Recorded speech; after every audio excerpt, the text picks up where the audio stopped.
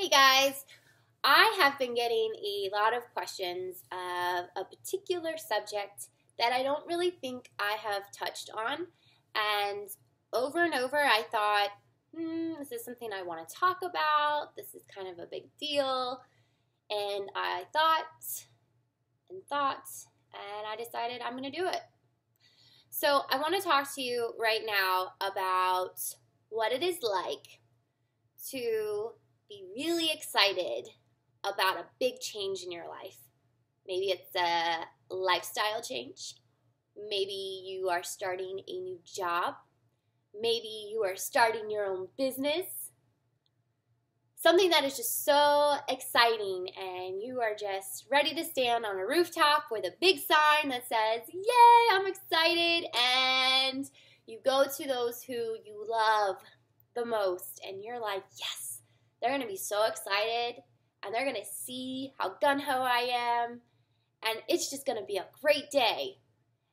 And you go to them, and you present this idea or this opportunity or this change that you're getting ready to embark on, and you're not really sure about it, but in your heart you have this burning desire and faith.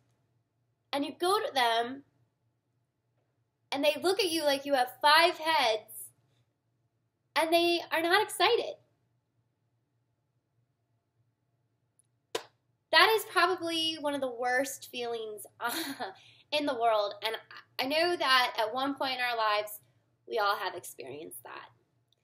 And so today, I wanted to really touch base on that because that is something that happened to me and something that had been reoccurring for almost 2 years now, and share how I coped with it, and to also share what I did wrong, what I did right, and how I got to where I am now.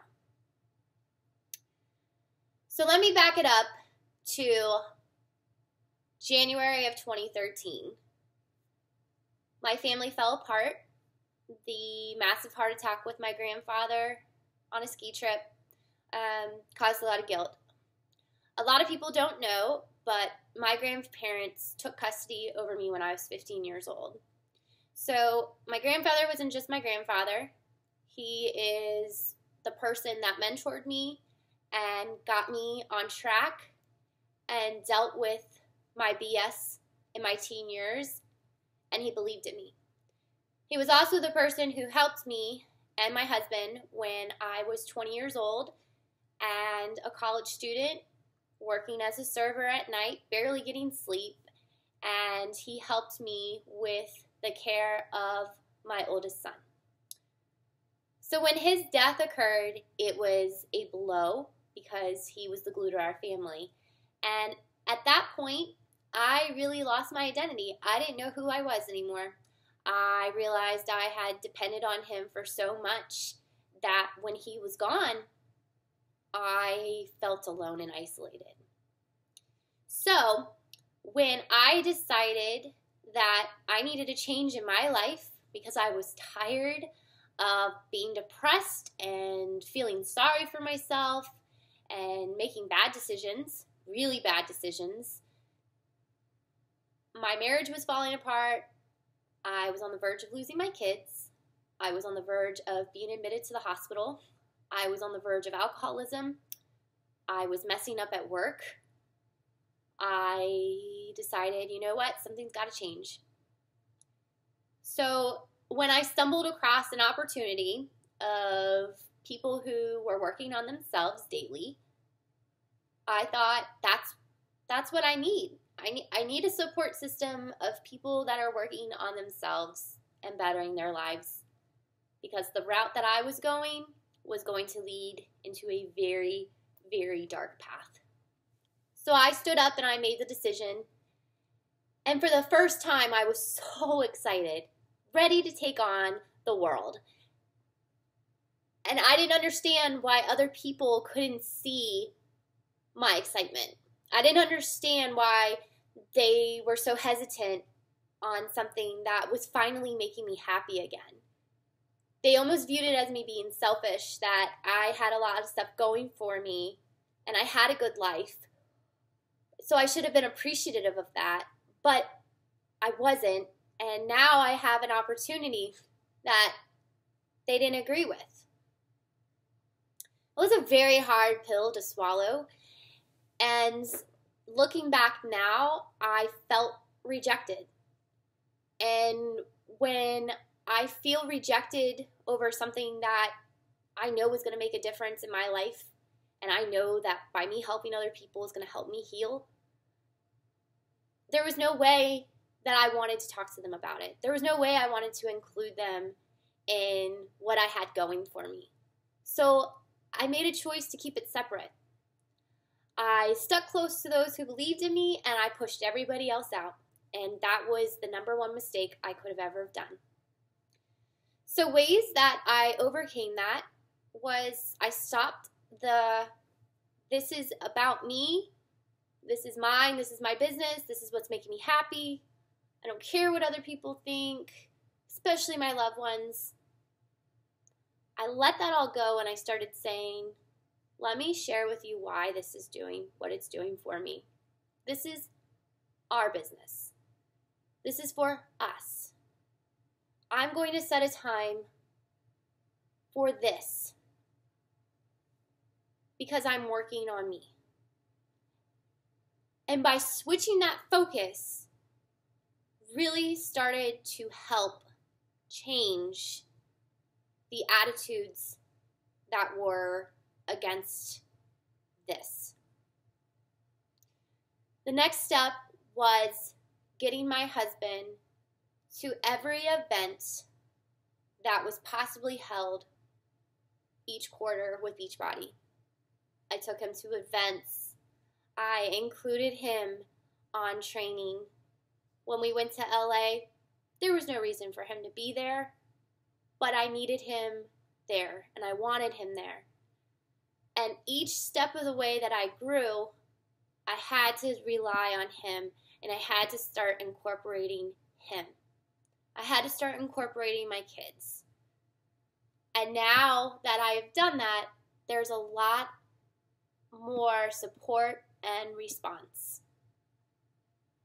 The next thing that I decided on was this is not for everyone. Not everyone is going to understand your dream, and that's okay. But the more that you are willing to put yourself out there, and the more that you are willing to share who you are as a person, then you're going to attract those people that are meant or need to hear your dreams and this opportunity. So don't ever be afraid of putting yourself out there because of rejection.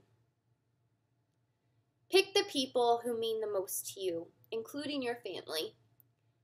And if there is rejection and there is resistance, then find ways to incorporate them.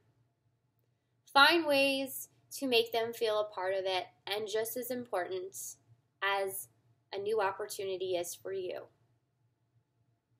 The biggest turning point for me in all of this, and for my husband to finally get it, was in January of this year.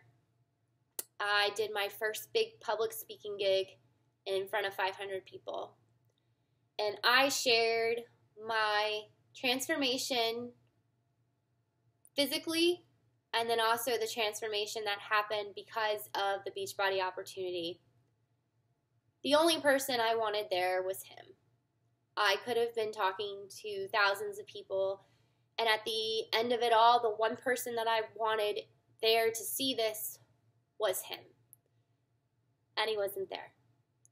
And that is when I decided that if I can't make the one person I love most happy and to see my vision and my dreams, then it's not worth it anymore. And when I shared that with him, that's when the tables turned. So never be afraid to share what something has done for you. Ever. Because people need to know things that have changed your life, things that have saved your life, and things that will continue to give you a better life. I hope that this video touches you in some way. I hope that you know this was very hard for me to talk about. I'm not perfect. This has not always been the easiest, but it's been worth it. And just as much as I've grown as a leader, I've grown as a mother, I've grown as a wife, I've grown as a friend, and I can contribute that to the support that I have had behind the scenes. Have a great day, guys, and remember, your dreams are important. People will see that. Don't give up on them and keep pushing forward.